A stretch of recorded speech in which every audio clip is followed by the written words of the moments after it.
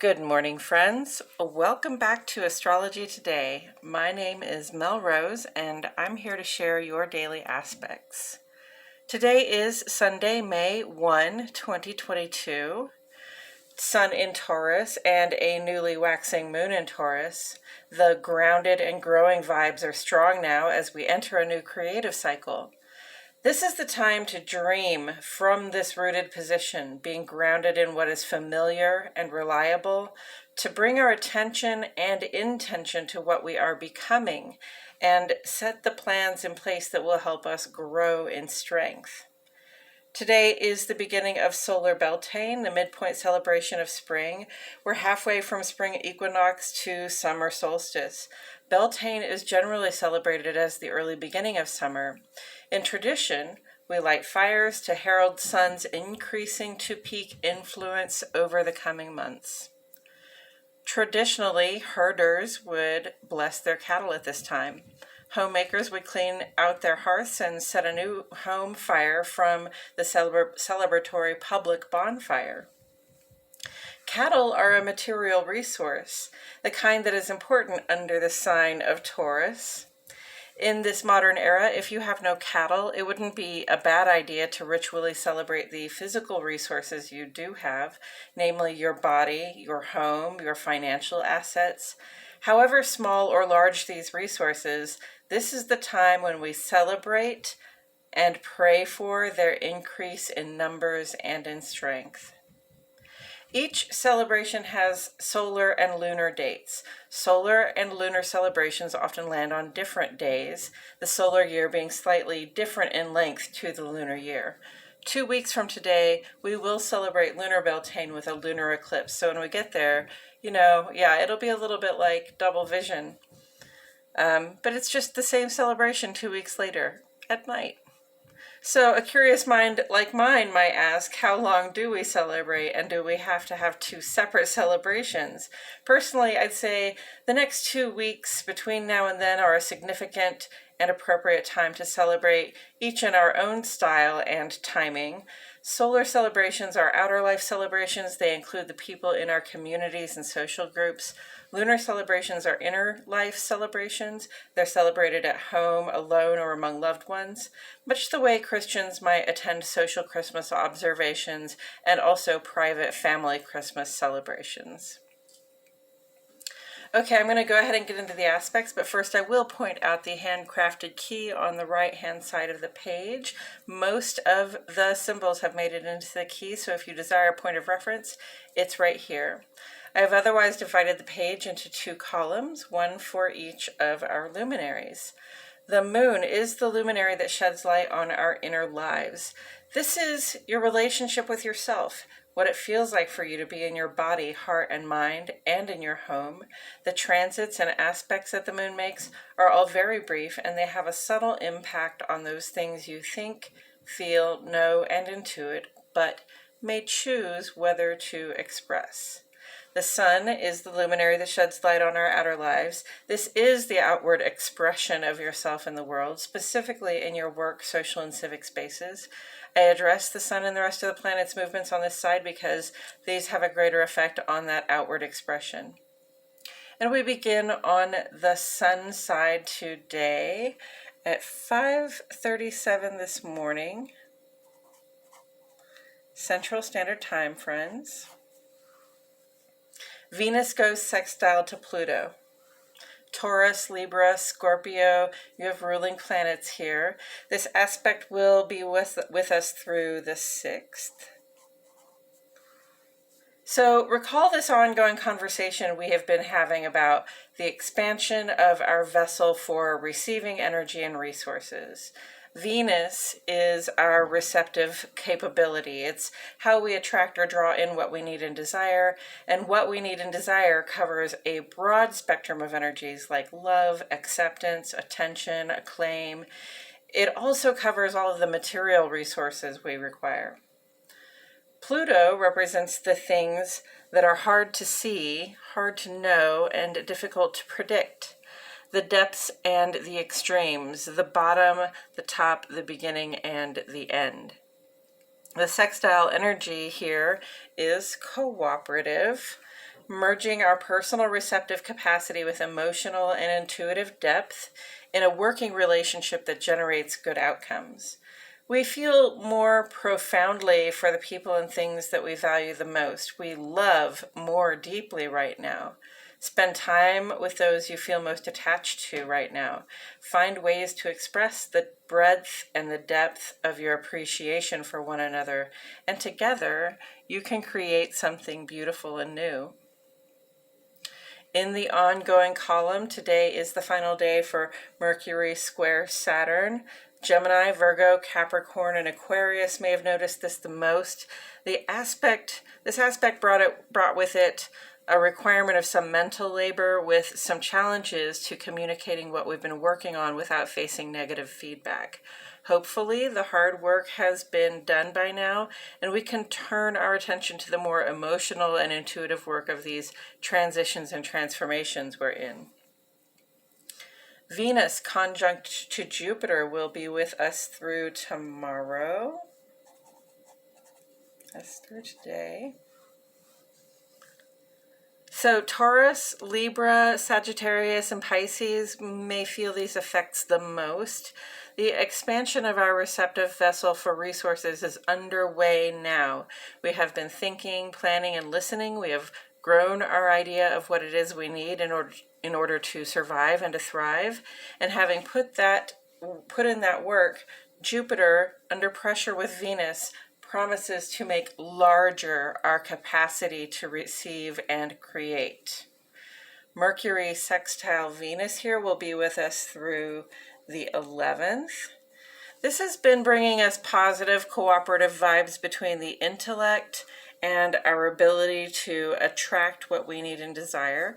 Taurus, Gemini, Virgo, and Libra have ruling planets here. We are now empowered to negotiate the terms by which we receive attention, affection, and compensation. Be realistic, friends. Take inflation into account. Take emotional and mental labor into account. Ask for what you truly need. Venus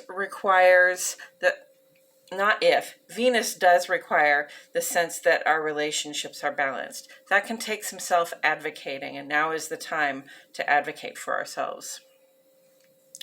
Mercury sextile Jupiter will be with us through the 28th. Gemini, Virgo, Sagittarius, Pisces. Ask and you can receive. This month we have exceptional mental clarity regarding the big picture in our lives. It's time to articulate our biggest, most complex and rewarding ideas about ourselves. Lay out the plans and pay attention to the details. Your efforts here are blessed with positive outcomes. Mercury trine Pluto is here through June 19th. Gemini, Virgo, and Scorpio, let us know what your experience is about this. Pluto is now retrograde, which is part of what extends this aspect past a couple of days. I see ideal positive functioning between our thoughts, plans, and communications and the inward transformations we are undergoing. Trust somebody else. Have a conversation with somebody about what's really going on deep inside for you, or what realizations or deeper understandings you have come to, because this trine functioning really just gives us positive, ideal energy for making something good come of that. Pluto is retrograde through October 8th. Pluto is the modern ruler of Scorpio, but its impacts are less felt on the individual level than they are on the broader community or generational level. Pluto has been in Capricorn for over 20 years now. I encourage you to look back and see the massive shifts that have been made to our sense of what is solid and foundational, both in culture and in our personal lives. This will be Pluto's last retrograde in the sign of Capricorn. At least the last we will see in our lifetimes. The time of upheaval intensifies in this Pluto's final year in Capricorn. Don't be surprised if you begin to see some intensified upheaval in your own ideas and approaches to what is traditional and what works and what is tried and true. And because of this, Pluto retrograde is also a time when the things that don't work, like bad habits, toxicity in our relationships, or poor money management, will be painfully clear to us. Endings and beginnings, friends. It is possible to become a willing and engaged participant in the transformations that are upon us. On the moon side today, at 6:33 this evening, Moon goes square to Saturn. So Taurus, Cancer, Capricorn, and Aquarius are likely to feel this the most. In our hearts and homes, we may face some challenges when it comes to what usually works for us. We may feel restricted or lacking in some resource. Square aspects raise challenges to keep us in motion, remembering our dedication to our goals and ideals. And then at 7:04 in the evening, Moon goes sextile to Neptune. Taurus, Cancer, and Pisces may notice this the most. This is a time when we may feel a working connection to spirit or to those people we keep close. We're sensitive, and what we gather from our senses can be used to good purposes. Tomorrow, Venus will make ingress to Aries, making us somewhat more assertive in the pursuit of what we like, love, and can't get enough of. Tuesday, Jupiter goes sextile to Pluto, bringing ideal circumstances for us to move through our changes with ease and grace. And on Wednesday, Mars will go sextile to Uranus, bringing about a sense of spontaneity and fun to our activities. Next Sunday here we'll bring our first quarter moon in Leo with a bonus lunar eclipse that day. And that is it for today's astrology, friends. Thank you all so much for tuning in. Please like my video, subscribe to my channel, and click the notifications bell. I post here every day, and I wouldn't want you to miss a thing. And friends, I appreciate it so much when you comment to ask questions or provide encouragement. I get so many comments from you guys, and I really appreciate it. It's very fulfilling for me to know that you're listening. It isn't just gratifying for me to know that you're listening, but it lets YouTube know that you're engaged in the content, and that also helps. Also, if you know anyone for whom this guidance may resonate, I encourage you to share. Sharing is caring after all. Now I'm going to take a couple of minutes to talk about tarot as it relates to astrology today. First, I will discuss the tarot card that sits on the side of the page. Then I will do a quick rundown of today's astrology before throwing a random card that hopefully speaks to today's energies. So let's go ahead and get into that. Today we have the Six of Pentacles, and if you watch regularly, you know that we had the Five of Pentacles the last 10 days, so we've just entered the second decan of 3 for the Sun's transit through Taurus. This is the second 10 days of the Sun's transit through Taurus. It is represented by the Six of Pentacles. Pentacles are Earth in the Tarot, and Taurus is a fixed Earth sign, so that's sort of the correlation there. And Earth is about our physical earthly resources, including our bodies, our possessions, and our wealth. Six of Pentacles, well, let's put it in context. Five of Pentacles, remember, indicated a time of lack, of almost desperation or poverty, like we were really coming up short on some physical resource. And there was a reminder there to ask for help, to not go without to your own detriment, to not be too proud to ask for the things that you need. So hopefully you, if you needed that advice, you took it, or at least you took the spirit of the advice in mind. And now we're at the Six of Pentacles, and this is a person who's gotten a hold of their resources. They know how to ask for what they need. They know how to draw in the financial resources that they need, the physical abundance that they need. They're in good health, and they're in good measure with their resources, so that they can also decide what they have now that they can give to other people. What kind of gifts can you share at this time? So, some of us, there might be one or two ways in which we are very fortunate, especially when it comes to physical resources. We might have be in really good physical shape and capable of helping people in that way. And otherwise, we might be in pretty good financial shape, or in pretty good shape to be able to provide some other kind of resource to other people. And if we can do that, it is good to do so, okay? It brings balance to your world. You can't just sort of gobble up all the money and stick it in your ears and say, no, I'm keeping everything forever. That's no fun. It's no way to connect with other people. And, you know, we've all sort of been in the Five of Pentacles position before, or at least most of us have been in that time of lack or need before. And if you find yourself, and when we find ourselves in the position of having more than we need and being able to share with others, then we know how rewarding that can be, just because, you know, we've been in the other position before. So this is a time to share your resources, whatever you have in abundance. It's okay to give some to others, and to keep some for yourself, okay? Make sure, you know, before you go and spend your pennies on your friends, make sure you've got the clothes you want to wear, and you're in the physical condition that you want to be in, and you've got everything, you know, to your liking in your own life.